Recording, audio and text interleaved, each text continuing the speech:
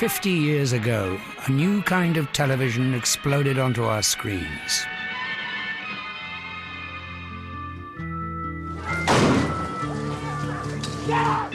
Granada Television's World in Action, a current affairs show that rocked governments and rattled the cages of the bad guys. For 3.5 decades, it was must-watch TV, often telling the extraordinary stories of ordinary folk. I'd like to ask you, how would you prove that you are the parents of your children? What would you do to prove that I haven't done? Kevin Donnellan is 11 years old and lives with his family in a suburb of Liverpool. His mother, Agnes Donnellan, took 5 sleeping tablets. They contained the drug thalidomide.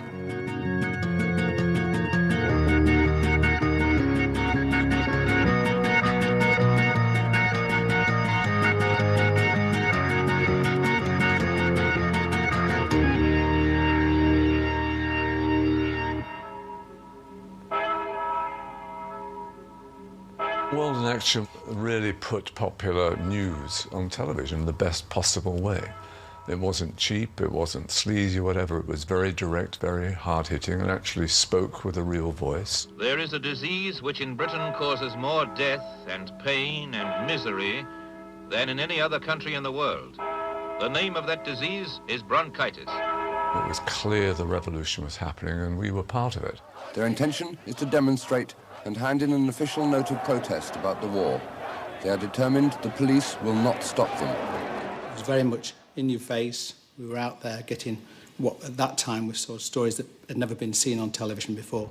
This is South Africa, but almost no white South Africans have ever been here, for this is a Bantu reserve. By government decree, more than 100,000 black South Africans are penned in here on the edge of the Kalahari Desert. These are the early victims of one of the biggest mass deportations of the 20th century. It was a very radical programme.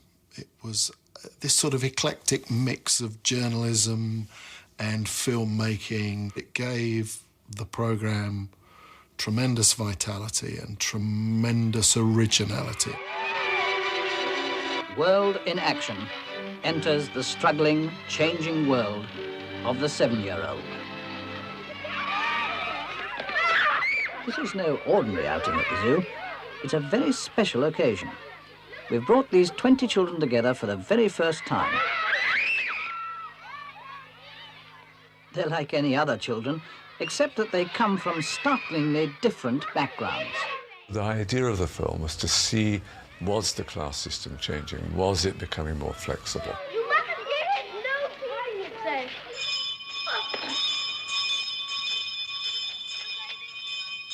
It was a very kind of elegant piece of filmmaking with this lovely sequence of the kids going to school in the morning, whether it was Nick in the countryside or the 3 girls walking along or Tony running, jumping over fences, falling on the ground or whatever.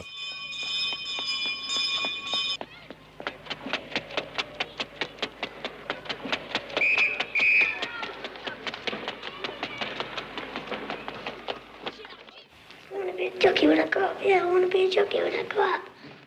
I'm going to work in Woolworths. I think the Beatles are mad because they make too much noise and their hairstyle is so bad. Well, Luke Armstrong, 14 sideways, commence. It's, the most original, best thing I've ever done. 7 Up, although we didn't know it at the time, was clearly a game changer, which has changed the whole face of documentary films. And so to have lucked into that is something to be extremely grateful and proud of. It was everything that the BBC wasn't. It majored on being far more in touch with its ITV audience. It was unashamedly tabloid and noisy and focused on what it was doing. World in Action presents The Pirates. This is an old-fashioned pirate 17th century version. This is their ammunition. This is a 20th century pirate ship, and this is their ammunition.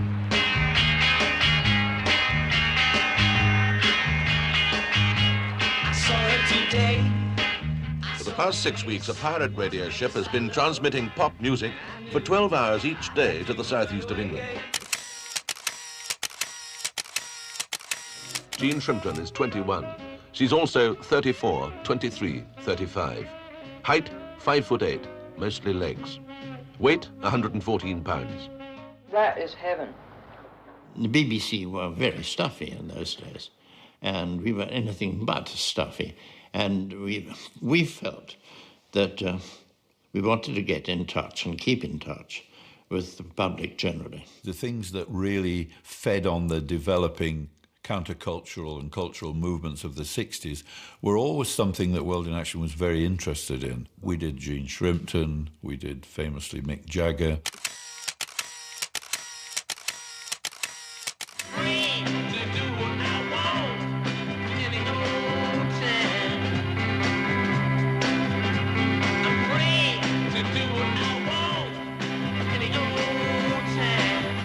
Mick Jagger, the Rolling Stones leader, sentenced to jail a month ago on drugs charges, is free. Earlier today, he won his appeal against the prison sentence, and tonight he flew by helicopter to an outside broadcast location 30 miles from London to appear in World in Action. I persuaded Jagger to make what, for those days, was a very different kind of television programme. We flew in a helicopter, myself, Jagger and Marianne Faithfull, to the seat of the Lord Lieutenant of Essex, great big lovely country home.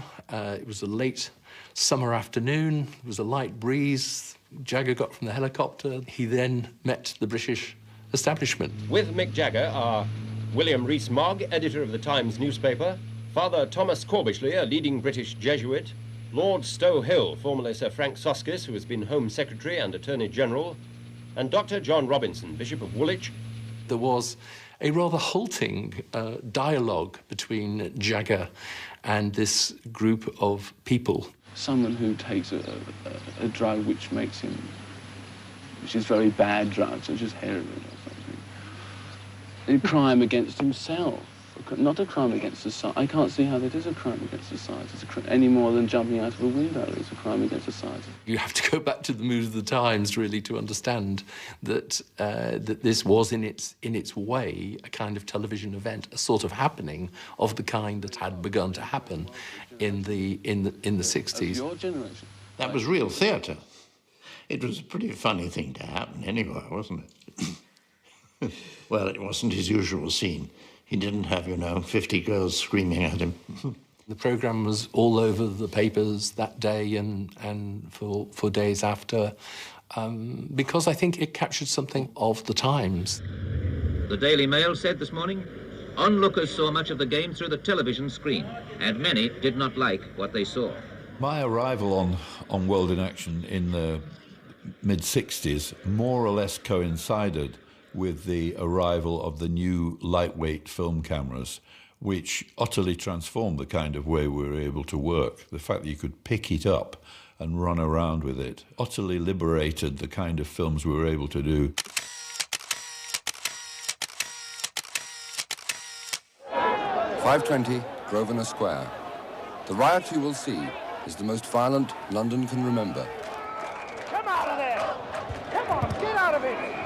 Come on, get out of it! We called ourselves, dare I say it, rock and roll journalists. I was tasked to climb up some scaffolding and a ladder to the top of Nelson's column to get a top shot looking down. 3:45. 15,000 people begin their march on the American embassy. And then I walked to Grosvenor Square, and next minute it's all shoving and pushing. And I finished up right where all the police and the fighting was going on.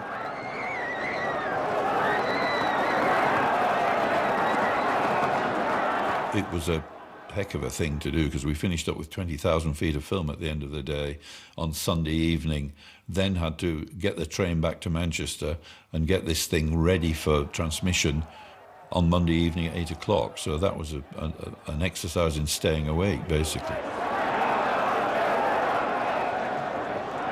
The riot lasted just over an hour. Police casualties were 117 injured.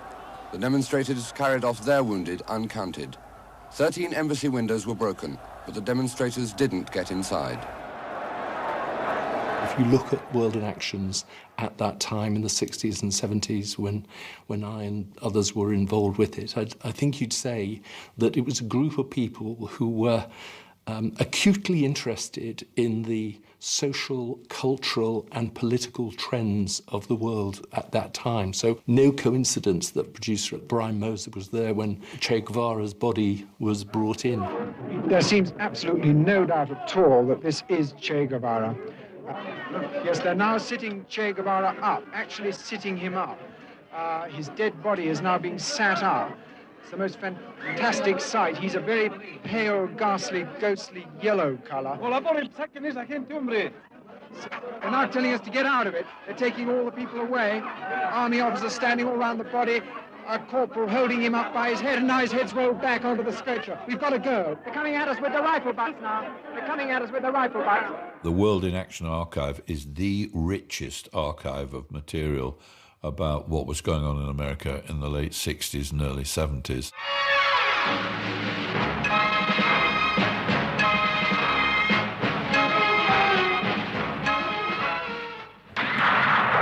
The rest of the world calls this a riot. Black people call it a rebellion. To the black man, the tanks holding down Detroit belong to an occupying power. So the average black man ain't got nothing to lose by anything that he does. And this is what the white man better understand. Nothing from nothing leaves nothing. Simple.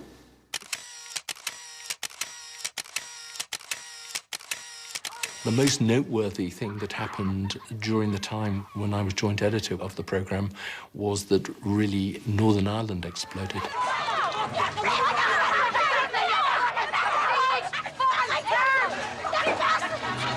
In truth, we were learning. How much did any of us know about Northern Ireland when the story first broke? And the truth is, not very much. And we are breeding because of the apathy and the lying and the deceit of the government at Stormont. We are breeding a monster in our midst which someday will be uncontrollable. On the 3rd of February, troops carried their searches into Kashmir Road. They searched 9 houses and found 3 shotguns, all with valid permits. In the riots that followed, at least 9 people lost their lives. This is how it began.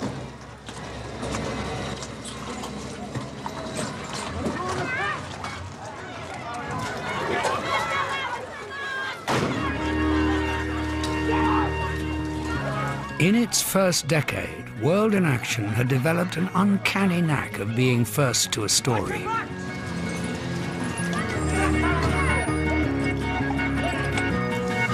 It was a trait that would continue and cause many battles with authority in the years to come.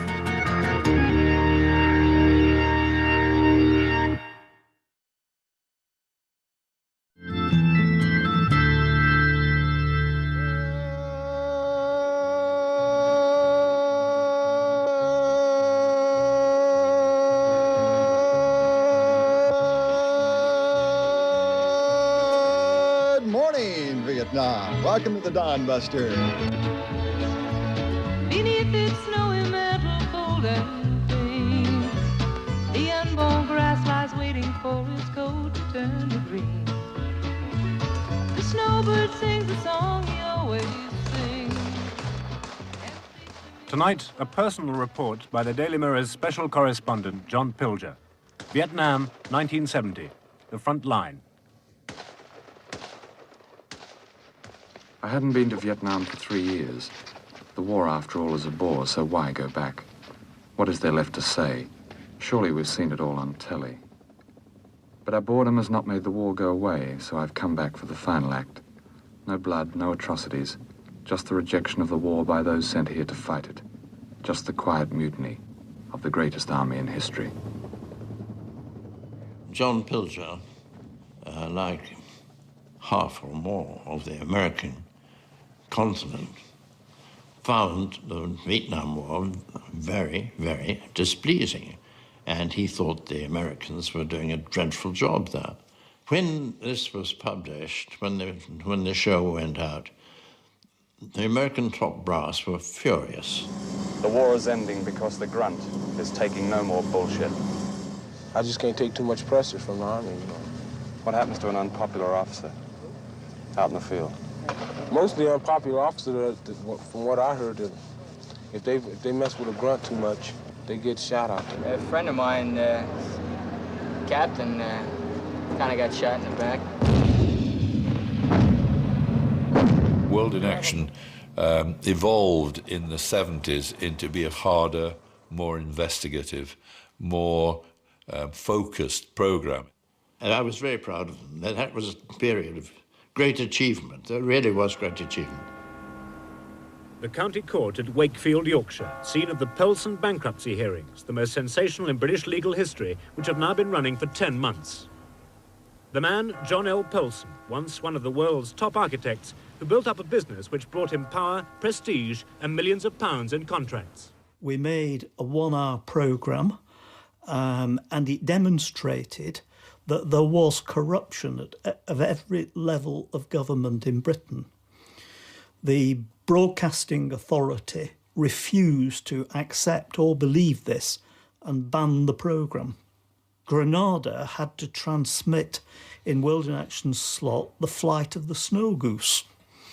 And the following week, the screens were completely blank. We were furious, and we mobilised the press. So, press building enormously. Huge pressure on the press.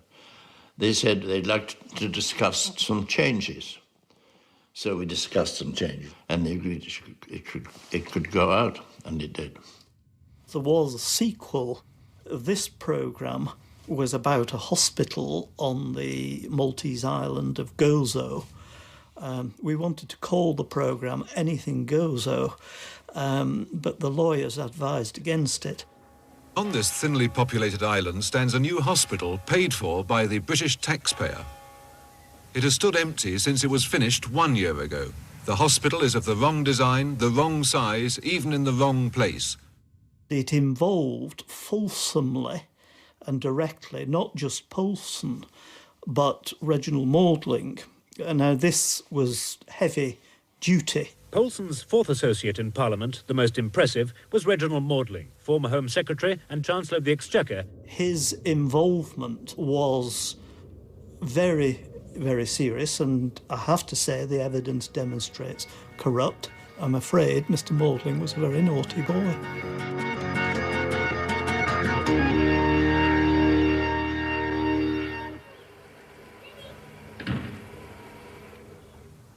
Kevin Donnellan is 11 years old and lives with his family in a suburb of Liverpool. In the first few weeks of her pregnancy, his mother Agnes Donnellan took 5 sleeping tablets. The tablets were called Distaval. They contained the drug thalidomide.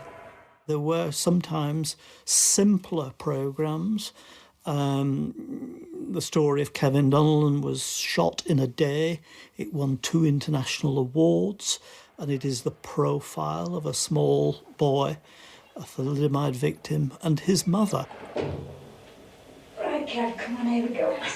We'll have to hurry a bit this morning because we're a wee bit late, okay? We're always late for school. I know we're always late, but that's your fault. You shouldn't go to bed late, should you? I don't go to bed late. You do, you know. On first meeting, I'm thinking to myself, I'm looking down on this little boy. I thought, I think what I'm going to do is I'm going to keep the camera, wherever possible, at his level. And that's exactly what I did. So everything you see him in relationship, the camera is low, and wherever you go, I follow him at that level. And I think it helped enormously to get a trust with him. It certainly helped the programme. I have a lot of fun in school, and I do everything, well, nearly everything what the other children do. It would be said that World in Action's role, World in Action's objective, was to comfort the afflicted and afflict the comfortable, or at least make a lot of people think again before they generalised and before they dismissed and before they ignored various kind of issues and plights and difficulties that people faced. Some 10 years later, World in Action decided that they should revisit Kevin and see how he'd progressed and what he was about. And he was making the best with what he does. And in fact, he was having some, I think he was actually enjoying life. I don't really get depressed or nothing. We can have a laugh and a joke about my handicap, especially with the other kids when we're at school. And we used to have a lot of fun with each other. In and out, we'd say, oh, it's only harmless fun. Or, like, when I was a kid, the joke was I wanted to be a shorthand typist. I think Wilton actually was trailblazing in the way they portrayed me as a disabled person. And there weren't many, mainstream documentaries that featured disabled people, unless, they were filmed in institutions or they were, like, really negative and had a really negative portrayal of disability as almost a tragedy. Give me a hug. Come on. Oh, good girl. Look, Daddy. Zane pushes me over. Oh, baby. Since the last documentary I was in, my life has changed massively. I've had full-time jobs. I've got my degree at university. And 2 years ago, I became a dad. I've got a gorgeous daughter called Daisy. And I live with my partner, Angela. And life's wonderful. And it's been brilliant. Clap hands, Daisy.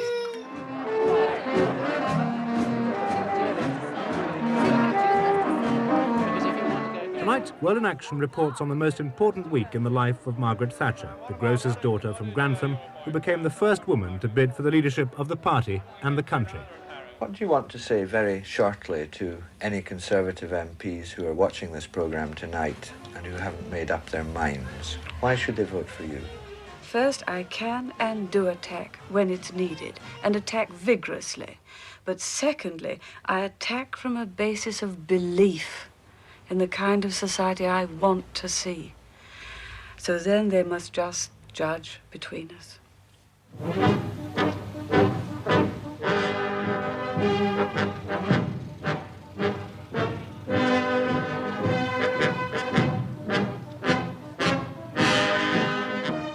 For the union, the strike is not just about money. They believe they are victims of the government's tough new industrial policy with cutbacks on public investment and the loss of thousands of jobs. It is nothing short of a lie for senior ministers in high office to say that they are not intervening in the steel dispute. This weekend, Sheffield and Stocksbridge steelworkers march in the first national steel strike since 1926. Sometimes controversy is part of the territory. And it is bound to be more so if you are tackling things that somebody else has got a very strong interest in you not knowing about. Last week, a number of documents came into the possession of World in Action. They are letters, memos and internal reports from the BSC. They were drawn up over the last 5 years and none of them was ever intended for publication. When the programme went out, the Steel Board recognised that their board papers had been pinched. So they took out an injunction for a return of stolen property. And the case went on from the High Court to the House of Lords, and they found against us. The issue was this: we must reveal the source. So we said, no, we're not revealing the source. So they then said, OK, if you don't reveal the source by X date, Granada will be fined £500,000 a week, escalating by another £500,000 every week, and 2 executives responsible, Dennis Foreman and David Plowright, will be sent to jail. Luckily, the chairmanship changed of the Steel Board, and our lawyer went to him and said, would it not be wise to drop the case? And he agreed. We would have been annihilated because of the scale of the fine was absolutely frightening. We have been through a lot of hell up to now. We've been through a lot of agony, and we are suffering for our children. This woman is fighting a desperate campaign. 4 or 5 times a week, she tells her life story to total strangers. She's spoken like this at almost 400 public meetings. It's part of a battle to convince the Home Office that she's the mother of 3 children on the other side of the world, so that they can join her here in Britain. One of the best things about spending any time on World in Action is meeting this incredible range of people, many of them remarkable, very remarkable. Anwar Dita is one of the most remarkable people I've ever met. I'd like to ask you, how would you prove that you are the parents of your children? What would you do to prove that I haven't done? You tell me I will do that to prove that I'm the mother of those 3 children. Rochdale, Lancashire. Anne Werdita lives here with her husband and 4-year-old daughter. That daughter was born here, but Anwar says she has 3 other children in Pakistan. She claims to have done everything she can to convince the Home Office that she is their mother. The Home Office's view was that there might be 2 Anwar Ditas. Now, while this sounded preposterous, that was their position. You couldn't overturn that without some absolutely compelling evidence. We flew Dr. John Sachs, a specialist from the London hospital, to Pakistan to collect blood samples as the critical final test. In a hotel room in Islamabad, Dr. Sachs begins the first stage of the medical investigation, preparing to take blood samples from 5 people. Now watch it. Watch it. He took blood from all 3 children. It was an early form of DNA testing. At that time, to use it in this context was unprecedented, I think. Well, here, the tests are perfectly consistent with them being the true parents of these children. How can I describe my children walking out and seeing them after 6 years? It was heartbreaking. I was happy and I was heartbroken, and on one side I was upset. You know, I fought for my case. It took me so long. I wouldn't have given up anyway, but World in Action helped me a great deal there. The evidence that they produced, and in the way they produced it, made the government to give in. And it's 29 years now. 29 years, and I can't forget what I had to go through. I still can't forget it. What will happen is you and I will go in. I'll cut the orders. It wasn't to be the last time that World in Action realised the pure power of a compelling human story, or how tenacious research could successfully challenge governments and big business and help transform people's lives.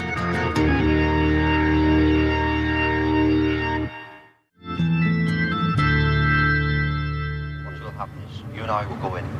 I'll cut the orders. You talk to the teacher. You do all the talking. We tried to investigate things. We tried to reveal social conditions. We tried to find ways of explaining to people things that were happening in the world right now. In the next few moments, these men will take the law into their own hands.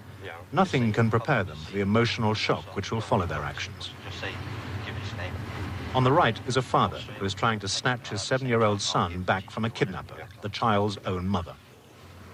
The law is behind him, but the courts have proved powerless to help. You'll find some of the scenes in this film disturbing, but they illustrate a matter of public concern. Already some 3,000 British children are missing abroad, kidnapped. We hit upon a story of a father, a man of Turkish Cypriot origin, who'd lost his son to the boy's mother, who was a Greek. He had every moral and legal right to his child, and it was in the boy's best interest to be with his father and his sister, who was still in England. I was their mother as well as their father. I was the one who was feeding them, who was washing them, who was clothing them, taking them to school, because my wife was singing all night long and sleeping all morning till early hours of the afternoon. In despair, Joe had hired a private detective to trace the boy and help him bring him back, effectively to kidnap the boy back. What happened next shocked everyone.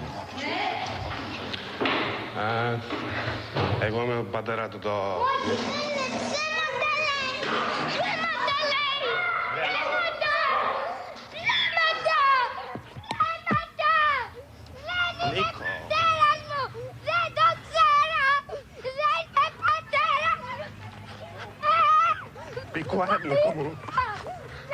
I expected him to welcome me, not open arms, naturally.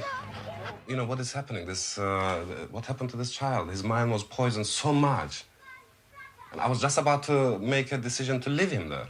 At that moment, Ray said to me, go. So I said, well, this is what I came for my son, no matter what. So I just grabbed my son and walked out of the classroom. Nico, it's Daddy, darling. Nico, it's Daddy. Nazik is waiting for you. No, I don't want. Joe's first moments with Nicholas are a long way from the reunion he dreamt of. Look at me. Look at Daddy. Look at Daddy, darling. I don't love you. I think for the little boy it must have been an awful situation where, you know, the mother had convinced him that his father was dead. When we got him into the car and we start to drive away, I have never seen a child ever so frightened in my life. It was awful. He was banging at the window, he was trying to shout to people, and the daddy's trying to calm him down. And it was an awful sequence to film because you know that this little boy is going through absolute hell. Late afternoon. It's now 8 hours and 300 miles since the snatch.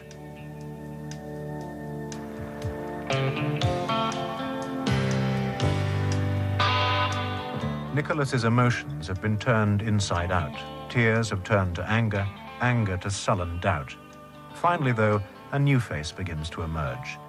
Some of his excitement may be caused by the presence of our camera, but there's no mistaking the growing warmth between father and son.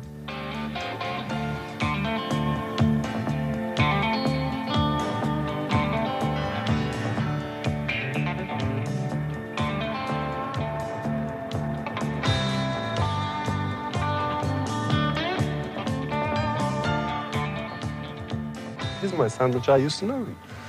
He's the one, you know. You're a completely different man to the one we left. Oh, yes, yes, I am. I'm so happy I can't express my happiness. Eventually, the Greek courts were forced to admit that he indeed had a right to take his son back, and he returned to the UK. We filmed the whole process. And the boy lived a happy life, has grown up, a well-adjusted man with good relationships with his father and his sister.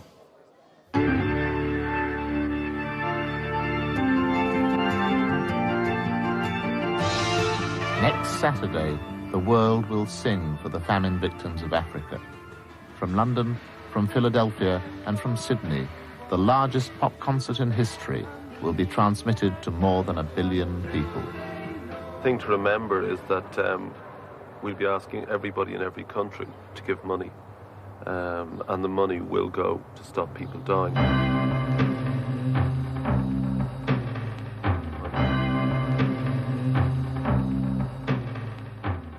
There are a whole series over the years of programs that tried to explore popular culture as it intersected with real lives, and through that try to catch the temperature of the times.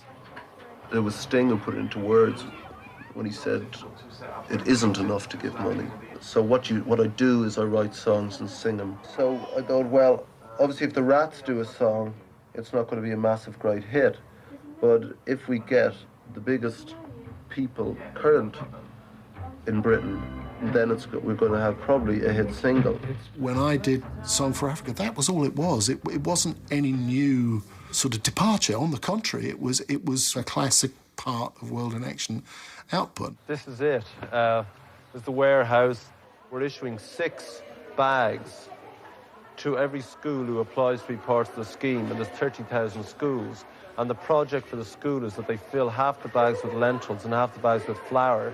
British Rail will bring it to the warehouse and we'll ship it to Tilbury and then out on the Band-Aid boats to Africa. You really see, I think, in that film, this rock star, Bob Geldof, just at that moment when he's transitioning into the global campaigner that he later became.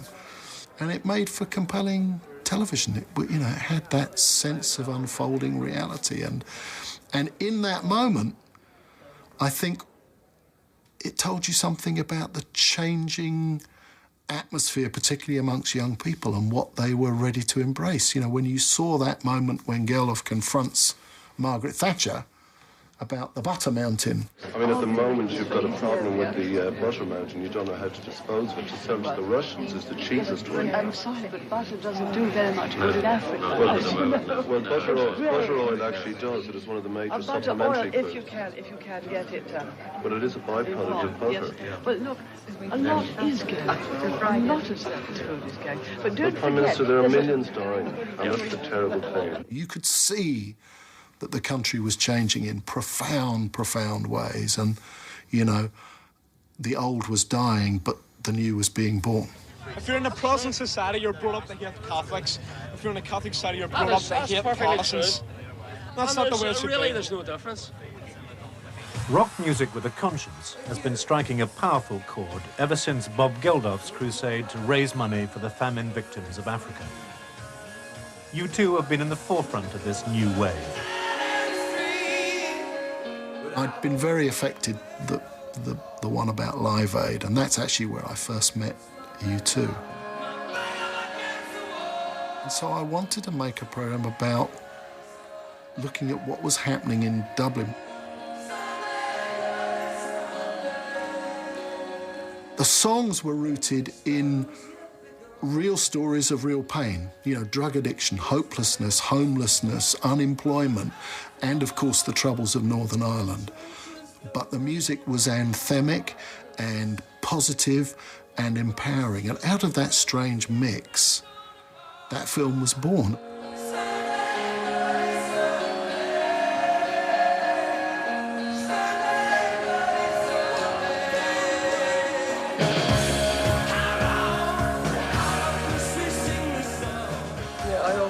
Thought to myself, maybe we did fail.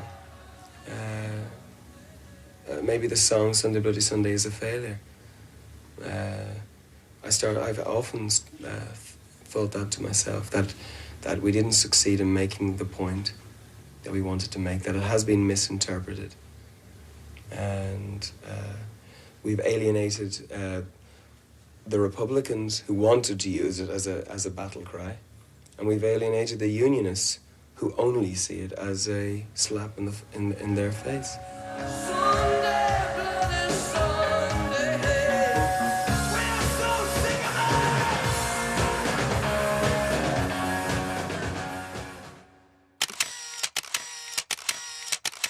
World in Action spent a lot of time and effort trying to find different ways of telling the stories, not just the straightforward, we name the guilty man kind of way. I remember the production meeting and someone said, we've persuaded a Tory MP to go and live on the dole for a week. And the idea that you would get a Tory MP, much as an articulate, likeable one like Matthew Parris, to take part was hysterical. World in Action invited Conservative MP Matthew Parris to spend Christmas on supplementary benefit.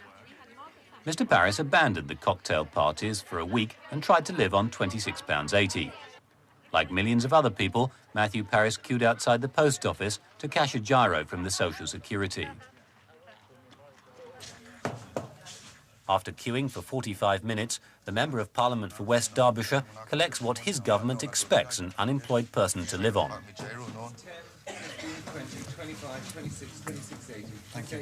I think it was a very substantial programme. I think it did show the devastation that unemployment causes in communities such as Scotswood. It also gave a platform to a very clever and fluent and good man, Harry Morgan. I don't think that life should be comfortable on the dole. If that's the case, there will never be any incentive for industries to move or for people to move to industries. I think that's bloody facetious on your part. I think it's condescending and you're completely out of touch. How can you say you want to make people uncomfortable on the dole when I'm on the sodden dole and my kids are there on the dole through no fault of their own? He was a fantastically fluent local spokesman, and I more than met my match. He was much more fluent than me. We are casualties of economic policies. Yes. We are casualties. And if this is like an economic war and we are casualties, the Red Cross comes in and helps us. The only thing that's happened here is the Red Cross has come in and beat the shit out of us. I don't expect you to be happy about that or to dance or to be cheerful, But you should acknowledge that a certain amount is being done and not talk as though you are being beaten by the government, when in fact the government is trying to help. If that's what you call helping the unemployed, God, I hope you did. I didn't want you to start punishing with. I never thought that Harry was right. I never thought that the government should be pouring public funds into supporting what were essentially dying industries. But I did think that he was emotionally right in conveying the feeling that nobody really understood or knew how awful it was for those affected by the death of these industries. So, taking part in a programme that Mrs. Thatcher told me I shouldn't, and the Secretary of State told me I shouldn't, and which at the time looked like a pretty good disaster because I seemed to have been made a fool of, turned out to be a brilliant, if unwitting, career move for me. While Matthew Paris left politics for a successful career in journalism, World in Action was to turn its sights on a more controversial MP and his ambiguous role in a rapidly changing Northern Ireland.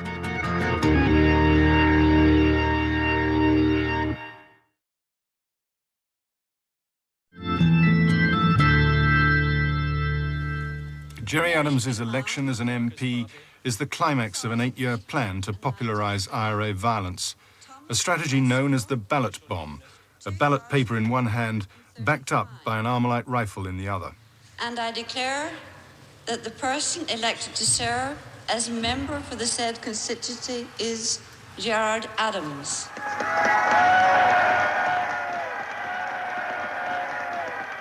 Obviously, there was always a premium on something that was exclusive, in some way unique, and it should be said that really unique programmes are as rare as strawberries at Christmas. So, for the next year, the President of Sinn Féin is Gerry Adams. 1983 has been a triumphant year for Gerry Adams and his ballot bomb strategy. First, he won the West Belfast seat in the general election, defeating the moderate Catholic MP, Gerry Fitt. A key thing is that his position always was is that he was a member of Sinn Féin. He was not in the IRA and had not been. And there's a great deal of evidence to show that that's not the full story. With support assured from the party faithful, it was time for the gunmen themselves to address their political colleagues. The conference prepared to go into secret session as a senior IRA man took the stage. Now look, could I ask the stewards to close every door leading into the hall immediately? Would the stewards at the back of the hall please close the doors? And I want the stewards to be on every door. No one gets into the hall from here on in. It changes dramatically when the media were asked to leave the conference. They were put out of the hall, World in Action included. And with a brilliant stroke, the producer of the programme left behind a microphone which recorded at least the sound that followed. Let there be no doubt, let there be no confusion. The Irish Republican Army is committed, and we reaffirm here today before you, our trusted friends, that we will continue to attack and kill British soldiers, whether they be regular soldiers, UDR soldiers or RUC soldiers. I've been asked to announce that the East Tyrone Brigade, Morgan have claimed responsibility for the mortar attack in Carrickmore.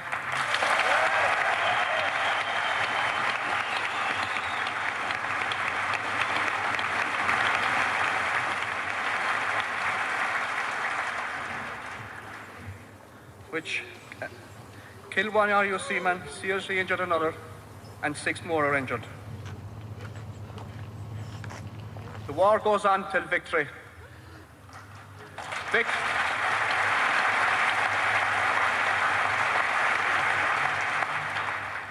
Victory to the Irish people, victory to Sinn Féin, victory to the soldiers of the Irish Republican Army.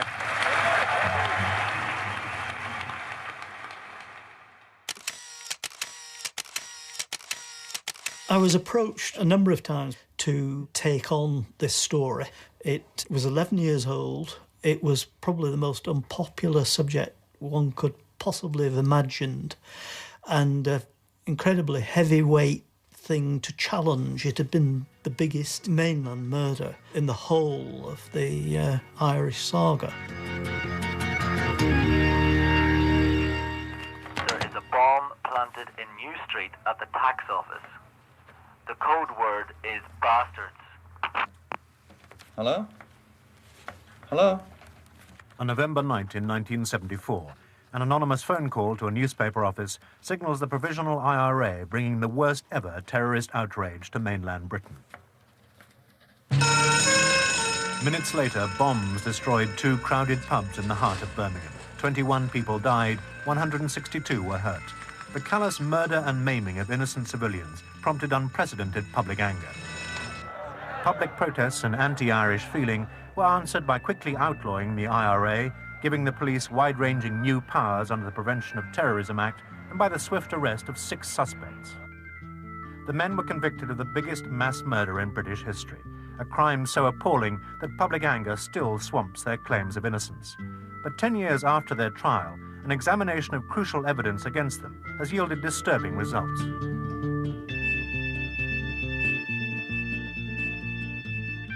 It had been established by a forensic scientist, Dr. Frank Skuse, that some of the men had been handling gelignite. They had traces associated with gelignite on their hands.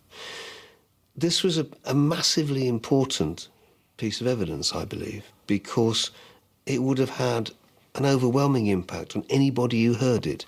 And although the evidence had been challenged at trial, it hadn't been challenged effectively, and it had carried the day. We commissioned independent scientists to find out what has never before been proved, whether perfectly innocent substances can give the same result in the grease test as the explosive nitroglycerin. The scientists discovered that actually an innocent substance, nitrocellulose, could actually give results in this test which appeared to be results derived from nitroglycerin. As a result of the tests that I've carried out, clearly there are other substances that are going to give positive reactions to this test, and so it's totally unrealistic to use it as a test for identification. We thought it was the beginning of the end. We were absurdly optimistic, and I think we probably thought it would be over by Christmas kind of thing. The evidence that we'd collected demonstrated that there was a case for the Court of Appeal to reconsider, and subsequently the Court of Appeal used everything it could to squash it and to deny the evidence. That hearing was a public travesty. Since the conviction of the Birmingham Six, the police have been given more information about the pub bombings. They've been given names of some of those said to be responsible, men other than the Six, but that information has stayed secret. When you drew the whole collected picture together, it was compelling. The only problem was, if you like, is that the most powerful people in government could not believe that so many eminent figures, starting with top-line judges, could have got it wrong. There had to be a way of actually putting this all together in one place. That's why a drama documentary was born. Spring 1985. Freelance journalist and prospective Labour MP Chris Mullin asked World in Action to reconsider the case of the Birmingham bombings. Mullin, together with researcher Charles Tremaine and programme producer Ian McBride, have re-examined the case against the convicted men. Tonight, we present the results of their investigation. The story begins with... Hang on. I mean, what the men who blew them up, or didn't, depending on your point of view. By then, we knew who the actual bombers were, or had been. And we worked through third parties in negotiating with this man to do an interview. Tonight, for the first time, a man admits that he bombed the pubs. For this unprecedented interview, he adopted a disguise of his own making.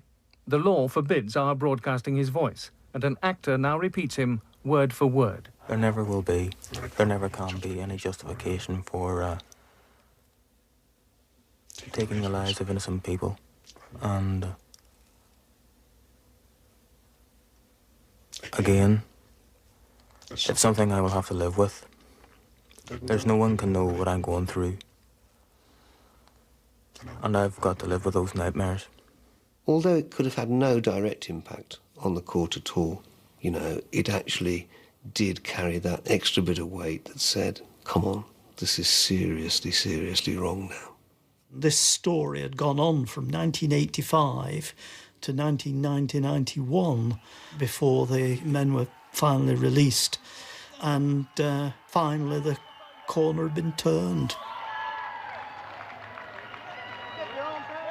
It was beyond belief, really. I was in the court that day when the court delivered its judgment, and although we were all expecting it, it was still the most incredible moment. These are the faces of the men convicted of Britain's worst ever terrorist attack, the Birmingham pub bombings in 1974, in which 21 people died. These are the faces of the same men after 16 years of wrongful imprisonment, the gravest miscarriage of justice in living memory. Tonight, they tell their story in their own words.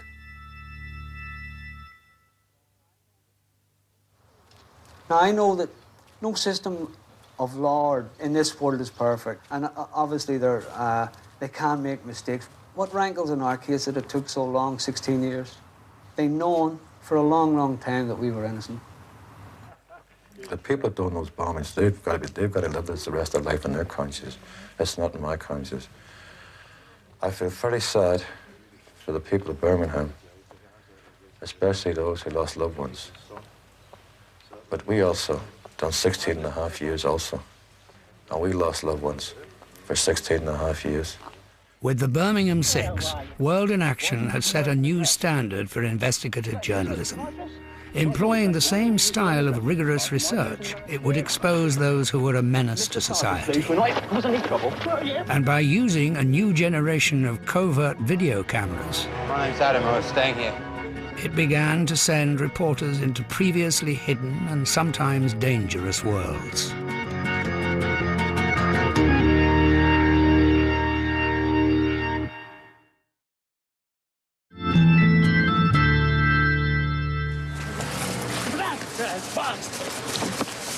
I'll break that damn thing. We're going.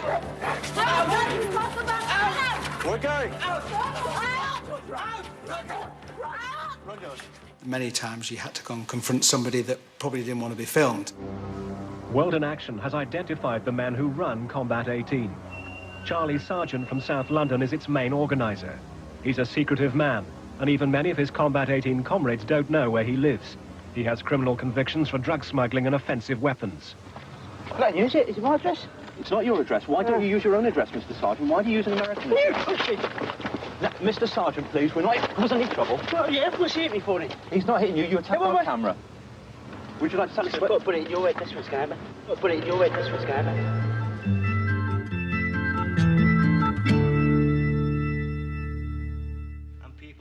Derek Hatton is the first advocate of the militant tendency to achieve real power in Britain. He's the leader, in all but name, of Liverpool City Council. But today, he's fighting for his political life. We investigated how his group, the Militant Tendency, had taken control of Labour and the things they were doing in Liverpool. It was a very challenging programme. At one point, we doorstepped Mr. Hatton outside a boxing match in Liverpool. The council is involved in volunteer... Hey, listen, button it for a minute. £3,000 has been involved tonight, has been raised tonight for young boxers, for young sportsmen in this city, and I'm proud and pleased that I was involved in it tonight. And if you were ever going to tell the truth on that television, you'd show what sort of gutter gangsters and rats you lot are. Just after I took over as editor of World in Action, I had lunch with Derek. He did a lot of after-dinner speaking. He'd been booked to speak at a Police Federation dinner somewhere in Lancashire. And the other speaker was the comedian Bernard Manning. And for all Derek's faults, he absolutely hated the way Bernard Manning would speak at these private dinners.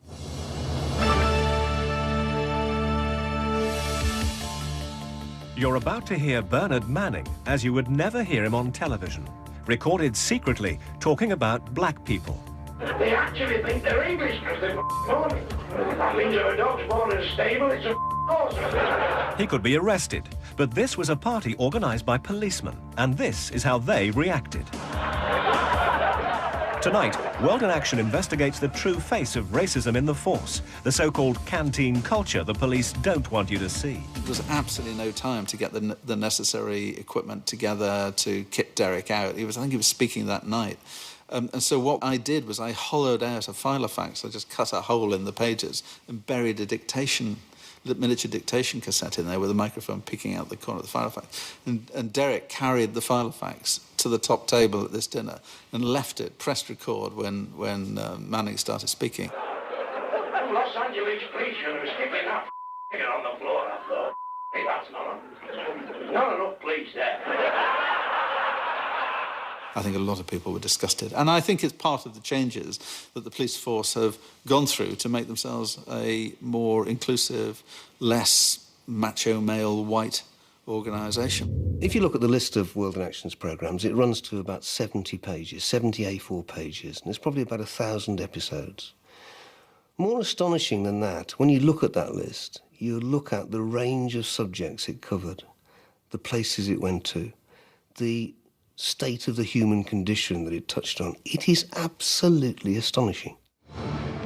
Homeless on the streets of London, but this down and out is not who he seems. He's a reporter for World in Action, living on the streets for a month with a hidden camera. He's finding out who's there and discovering how state benefits do little to help the homeless. Spare some change.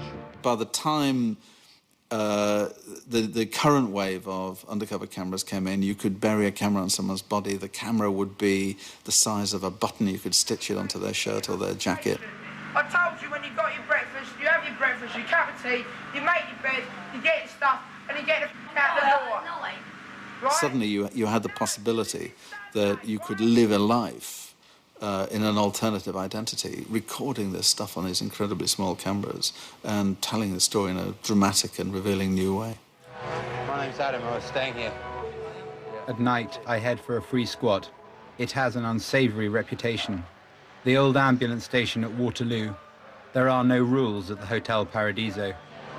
The point about this way of making programmes is you're kind of showing the world actually as it really is.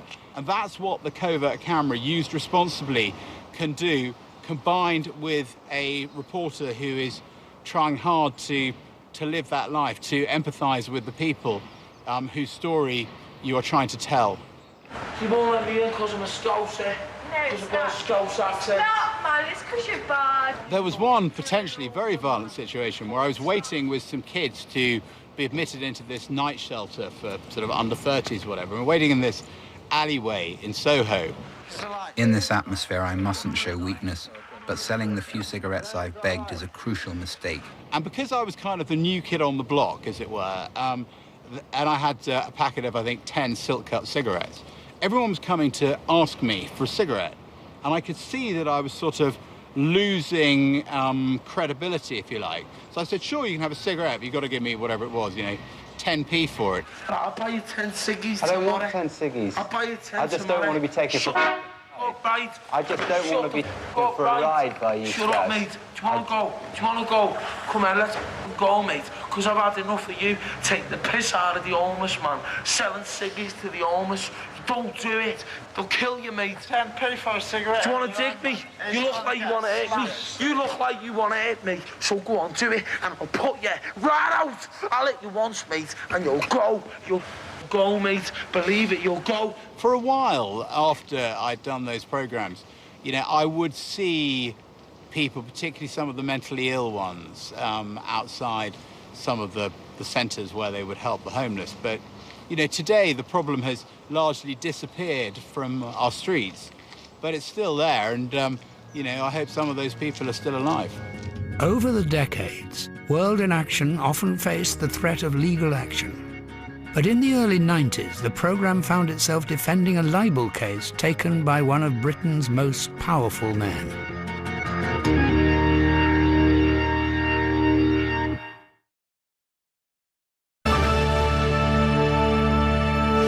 If it now falls to me to start a fight to cut out the cancer of bent and twisted journalism in our country with the simple sword of truth, and the trusty shield of traditional British fair play, so be it. He's a cabinet minister with an intriguing past, well-connected, glamorous, and above all, rich. But tonight, we're going to see where the funds really came from for Jonathan of Arabia. A politician waits nervously for his superiors. At the state visit in 1987 of King Fahd of Saudi Arabia to the British Parliament, it's a Conservative MP, Jonathan Aitken, who's there to do the honours. Your Royal Highnesses, Mr. Speaker, distinguished guests and fellow parliamentary colleagues. Throughout his 20-year financial relationship with the Saudis, our evidence shows Aitken has repeatedly hidden its extent. World in Action had written to Jonathan Aitken and had put to him the various kinds of allegations that were being made in the programme and invited him to take part. And he didn't. Late on the afternoon of transmission, around tea time from my memory, Jonathan Aitken took to the floor in Conservative Party headquarters and delivered this devastating press conference. I have no hesitation in stating categorically that these allegations are wicked lies. And World in Action's reaction, to its everlasting credit, was to take that press conference and cut it into the programme. My stay in the Ritz Hotel did not breach the rules governing the conduct of ministers as laid down in questions of procedure for ministers. Aitken was by then Minister of Defence. He had a duty to disclose where he was and who he was dealing with. And he went off privately to stay with the key members of the Saudi royal family, paid for at their expense at the Ritz in Paris, a sumptuous hotel. He responded when it was first raised with him that no, he'd stayed there as a private guest. Yes, the Saudis had been there, but his own wife, Lalicia, had paid the bill in cash. And that was his story for a long time. That remained his story all the way to the bitter end of the libel case. A libel trial like that, it's like going over Niagara Falls in a barrel, through a long chain of events and some assiduous work, and the cooperation of people like British Airways. We were able to establish that, in fact, his wife had never been in Paris at all. Suddenly, we served upon him during a brief recess in the evidence, upon him and his lawyers, the testimony from British Airways, and I watched his face, and I could see at that point he knew the game was up. Last Thursday, Jonathan Aitken bowed out for the final time, saying nothing. He leaves behind a family and career in ruins. It was in the best interests of journalism as a whole, and current affairs television in particular, that vindication was delivered, because the opposite outcome would have had a truly devastating effect, I believe. And then subsequently, of course, Mr. Aitken was prosecuted for perjury and imprisoned. Every now and then something will come along and you think, I was in the right place at the right time, and you've captured a bit of memorable footage that will never be repeated again. World in Action brought to television a more common conversational style, and I think it set a standard of investigative journalism which had never been reached before, both in depth and in accuracy. It was television which forced change. Just as importantly, it's actually instilled among people who are either viewers or they make television programmes that you can effect change. It represented the highest ideals of British public service broadcasting, giving the BBC a run for its money, and that raised the BBC's game. It becomes just part of your consciousness. You know, we've all changed forever by World in Action. To some greater or less degree, everybody who was involved in news or documentary films was changed by that, whether they know it or not. Having a point of view, a strong point of view, that's the most important thing in filmmaking, you know. I always say that I began working on a programme called World in Action, and I've been lucky enough, subsequently, to make films on a bigger canvas, but they're still about the world in action. It sought to, if you like, lead a way, not just for journalism or investigations, but for filmmaking, and underlying it to a deeper and a worthy purpose.